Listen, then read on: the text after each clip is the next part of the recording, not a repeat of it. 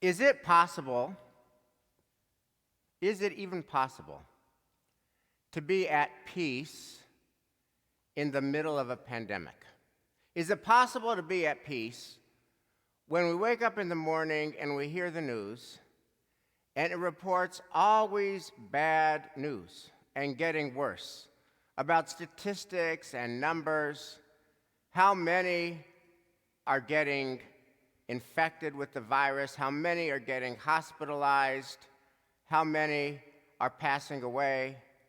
And these statistics get worse every day. Can we hear those statistics and somehow be at peace in the middle of a pandemic? And statistics and numbers convey one kind of truth, but personal stories about lives affected convey an even deeper truth. Like the story of Charles Heiser of West Virginia, which literally breaks your heart. Charles Heiser was 82 years old and a widower. He had been married to the love of his life, Shirley May, for 43 years. And when she passed away, he lived all alone, a widower, and his main source of human connection was his beloved church, the Greystone Baptist Church in West Virginia. That's where he did people. And then when the Greystone Baptist Church closed down during the lockdown, he was utterly without people. Charles Heiser had no people in his life. The only human contact he had was his daughter would drop off groceries at his front door, but she didn't want to get him sick, so he didn't really get a chance to see her or talk to her, and she would talk to him over the phone. Other than that, no human contact. And then his church opens up, and oh my God, it opens up, and life opens up, and people open up, and I can see people again. He was the first in line. He was there before the church doors opened. He chose not to wear a mask. He got the virus, and he died. Can we hear this story? The pathos of his loneliness, the urgency of his wanting to be back with people, and the tragic ending, and still somehow be at peace. Now, it would be a good thing if we could be at peace. After all, there is no mitzvah to be bleak and depressed during a pandemic. And being bleak and depressed during the middle of a pandemic does nothing for anybody. Being depressed does nothing for you, does nothing for your family, does nothing for our community, does nothing for our world. It would be a good thing if we could, despite the pandemic, figure out a way to be strong and centered, and despite it all, at peace, so that we could do some moves and take some action. Even if we can't save the world, maybe we can save our world. Even if you can't save the world, maybe you can do something to save your world, make your world a little better, if only we could be at peace. And it doesn't happen automatically or easily or intuitively in a pandemic, but we can get there. I want to share with you two stories and one prayer that suggest how we can work our way to a place of peace even in the middle of the pandemic. The first story concerns Disney, the Disney Corporation. Now, Disney has been very disrupted by the pandemic because Disney's main move is in-person gatherings at its large theme parks. And as you all know, in-person gatherings in big numbers are very, very dangerous. So Disney has been disrupted. Disrupted means that you can't do your usual moves. Disrupted means that what you usually do won't work for today's world. And all of us, every one of us, feels our own version of that. Every one of us feels our own version of disrupted. I cannot tell you how many people I have heard say something like, my children live in another city. My parents live in another city. I would give anything. I'd give my kingdom, if I had a kingdom, to see my children or to see my parents. But they can't fly here. I can't fly there. Lord knows when I will ever see them again. By the way, this is something Shira and I feel. When will we ever be able to see our 92-year-old father in Jerusalem again? When will we see our kids on the West Coast again? Disrupted. If you have kids at home this summer, you know disrupted. Kids who live for summer camp, who love summer camp. The highlight of their year is summer camp, and there is no summer camp. That is disrupted. Now, Disney knew disrupted. But for Disney, that was not the end of the story. It was the beginning of the story. Because as you may know, if you've been following this, Disney did this radical, genius move that changed Disney's world and that changed the world of many, many people. What it did was, on July 4th, last weekend, it democratized Hamilton. Now, before this move, you could only see Hamilton if you went to the theater and you spent hundreds of dollars per ticket. But what Disney did was it filmed Hamilton with the original cast, and then it just made it available for those who had a Disney subscription. And as a result, so many people spent their 4th of July weekend watching Hamilton, thinking about its message. What does it teach us for our nation and for our democracy today? And with this genius move, Disney did good, and it did well. It did good because it took people whose 4th of July routines were disrupted. We weren't going to be having the big barbecues with family and friends. That's just not a wise move during a surging, soaring pandemic. And it allowed families throughout our country to watch Hamilton and have a thoughtful conversation and make a 4th of July. Wasn't what we would have ordered off the menu, but it was beautiful in its own way. And Disney did well. Its amount of subscriptions in America increased by 74%. And so I just want to pause here to name that this Disney Hamilton thing teaches us that disrupted need not be a death sentence. Disrupted can, if we figure out our own version of Hamilton, it can give birth to a whole different kind of future that is really helpful and beautiful and hopeful in its own way. The great preacher Andy Stanley in Atlanta, North Point Church, put it this way. I just love this. Here's what he says. He says, "We did not choose the pandemic. The pandemic chose us. But now that the pandemic has chosen us, we do have a choice in how we respond to the pandemic." And that leads us to the prayer, which is a prayer we say every day, every morning after Borchu. It's a prayer we just said this morning. We say of God, Yotzer Or Uvorech Hoshech. God creates light and darkness.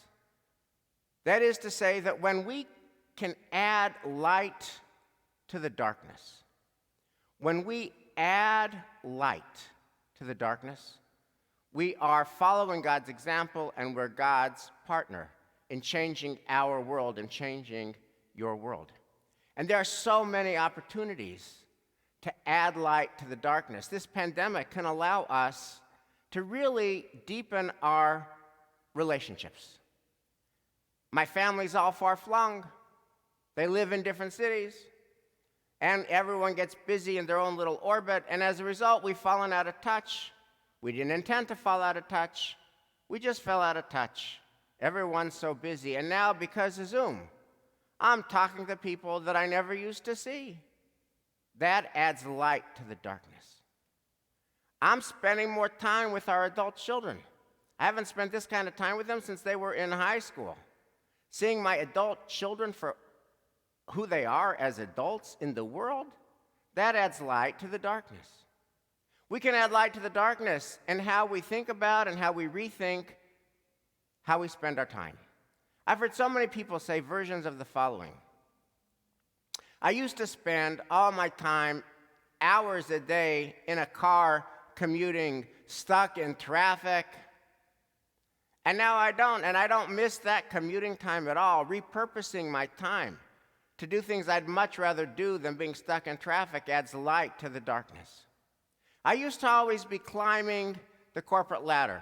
I was always doing another deliverable. And I always missed out on what was truly important in life because I always had another client. Reprioritizing what really matters to me adds light to the darkness. Before this pandemic, I was always running out of the house. I just had to get out. Jerry Seinfeld, by the way, has a great routine about people that got to get out, they got to get out, they got to get out. And once they get out, what do? They need to go home, they need to go home, they need to go home. And I was the character in the Seinfeld routine. I had to get out. I was chasing. I don't even know what I was chasing. But I had to get out. And now, there's nowhere to go. And now I'm finding a deep peace in simplicity. Being able to find a deep peace in simplicity. I don't have to go out. I don't have to chase. I don't even know what I was chasing. Adds light to the darkness. And this prayer goes on to say that if we can add light to the darkness, oseh shalom, that creates peace. Peace isn't automatic. Peace doesn't just happen. But peace does happen when we can add light to the darkness. And just this week, this Thursday, from 12 to 1:30, I saw the living embodiment of this prayer. I saw this prayer fulfilled in real time. There's a woman in Israel named Malila Helner Eshed. Malila Helner Eshed. She is an expert in Jewish mysticism and Chassidut and Kabbalah and the Zohar, and she's on the faculty at Hartman. And Malila Helner Eshed was married to her husband, Dror Eshed. And they had, by all accounts, a love affair for the ages. They had a kind of marriage that was love affair. Kind of marriage where they could finish each other's sentences. Kind of marriage where they didn't even have to say anything to understand each other. The kind of marriage where with a glance they could communicate everything that needed to be said. The kind of marriage where two were one. Malila and Dror.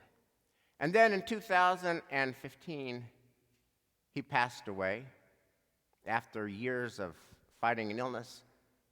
And for the last 5 years, she's been alone, without the love of her life. Now, as many of you may know, Hartman is doing this incredible virtual learning, and it's just life-changing. It's just amazing. Over 6,000 people in the world are tuning in every day. Over 300 members of our shul are tuning in every day. And Malila Helner Eshed was teaching a session on Thursday at 12 o'clock. And the topic was how to part from this world. How to say goodbye to our loved ones. And the unstated background was that she went through this personally with her husband, Dror, but she never mentioned it. It was understood by everybody, and not one syllable was said about it. How to say goodbye to our loved ones. And here's what she says. I will never forget this class. As long as I live, this class was amazing. Here's what she says. She says, how do we say goodbye to our loved ones? In that last page of that last chapter, how should we think about it? And she says, that the Torah kind of sets the standard. The gold standard is Jacob at the end of Genesis in Parshat Vayechi. And Jacob summons all of his children to come around his deathbed. He's on his deathbed. And he summons his children, and they're all there. And he offers them words of love and words of blessing and words of hard truth. And they're able to say goodbye to each other. And they're all together in one place. And Jacob, while dying, can control the when and the where and the who and the what is said, what is received. That's the gold standard. And then Melila says, in the coronavirus era, we can't do that anymore. Now, you all know this. You all know we don't have any control in coronavirus about how we say goodbye. And there's so many stories about people who, in their last page, are in the hospital or in a facility, and their loved ones can't even get there. And then she says, now we're going to study some texts from the Talmud and from the Zohar and from Israeli poetry. And that's where things got really interesting. All of these texts were pre-coronavirus, and yet they all made the same point, which is that we cannot choreograph how we say goodbye. We cannot orchestrate how we say goodbye. We cannot control how we say goodbye. The Jacob thing is an outlier. But the truth is, even before coronavirus, we could not control who, what, when, where, how. We could not control the orchestration of how we say goodbye. So it turns out that the coronavirus only accelerated what has always been the case, that on our last page in our book, we cannot control how we part from the world. And here was the clear upshot of this entire class. Therefore, don't wait for the last page to make it right. Don't wait for death and dying to make it right. Try to make it right in life and in living. If there's brokenness in the relationships you have with the people that you love, say what you need to say now. Do what you need to do now. Mend what needs mending now. Repair what needs repairing now, in life and in living, while you still can. Well, I have to tell you, that class was very emotional. And there were a lot of tears on the screen, the gallery view. People were weeping. And I thought at the time, Melila Hellner Eshed just embodied Yotzer Or Uvore Choshech Osei Shalom. After all, she knew darkness. She knew real darkness in a personal way. To lose the love of your life, that's darkness. And yet, she added light because she inspired an entire classroom of virtual learners with the urgency of getting things right, making our relationships healthy and whole and clear and strong in life and in living while we still can. Every person in that class left that space inspired to clean and clear and strengthen our relationships now while we still can, and not to think about waiting until the end.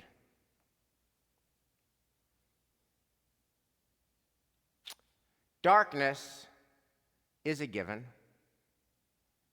Darkness comes with, but not light. Light does not come with. Light is a choice. Light only happens if we add it. And when we do, we make our world better. And therefore, we can feel a semblance of peace, even in the middle of a pandemic. Shabbat shalom.